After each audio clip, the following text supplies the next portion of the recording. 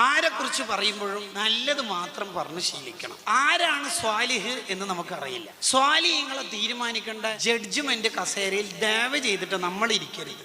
അയാൾ ശരിയില്ല, ഇയാൾ ശരിയില്ല, അയാൾ എനിക്ക് പണ്ടേ കണ്ടൂടാ, ഇയാൾ ശരിയില്ല. ഇങ്ങനെ വിധികർത്താക്കൾ ഇപ്പൊ കുറച്ച് കൂടുതലാണ്. സംഘാടകർ കുറവും വിധികർത്താക്കൾ കൂടുതലുമായ കാലത്താണ് നമ്മളിപ്പോൾ ജീവിക്കുന്നത്. എല്ലാരെ കുറിച്ചും വിധി എഴുതുക എന്നുള്ള ഡ്യൂട്ടി നമുക്കില്ല. മഹാനായ അബൂ യസീദുൽ ബിസ്താമി റളിയല്ലാഹു അൻഹു പറയുന്നുണ്ട്, ആരാണ് അല്ലാഹുവിന്റെ അടുത്ത് സ്വാലിഹ് എന്ന് നമുക്കറിയില്ല. അതുകൊണ്ട് ആരെക്കുറിച്ചും സ്വാലിഹാണോ വൈറു സ്വാലിഹാണോ എന്ന് വിധി എഴുതാൻ നമ്മൾ പോകരുത്. ആരാണ് അല്ലാഹുവിന്റെ വലിയ എന്നൊന്നും അള്ളാഹു നമുക്ക് അറിയിച്ചു തന്നിട്ടില്ല. അതുകൊണ്ട് ഒരാളെ നിന്ദിക്കരുത്.